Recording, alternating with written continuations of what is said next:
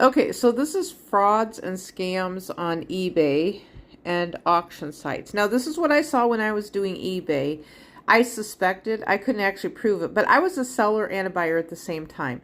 So one of them was excessive shipping and handling fees and charges. So if they wanted to make a profit, they would just hike up the shipping and handling fees. Now, anybody who's done the auction knows that you have like a 3, 5, 7, and 10-day auctions. And so the price run up.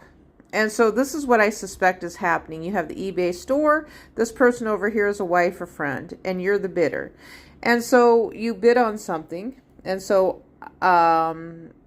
bid on something. And so I'm referencing bidding up used, outdated merch because I was bidding on some old magazines that shouldn't have been $12. But that's what they were running them up to, was $12. So in this sense, they know each other. And so with the one thing I learned is that when you get closer to the end of the auction, don't, put in a low bid. And typically it was like, I think it was 30 cents in between or something. There was an amount that you had to run it up, that eBay, the prompt would tell you to run it up like maybe 15 cents or something like that. I don't think you could do it real close.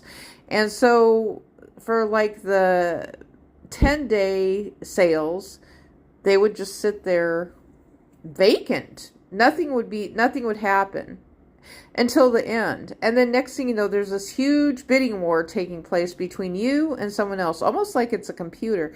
Now with the specific straight up sales, they would have these magazines. They were crafting magazines that had been sold just a few years before for like maybe $2.50. And I thought, this is ridiculous. I mean, I bought this magazine, even $1.50, and I was thinking it's an advertisement.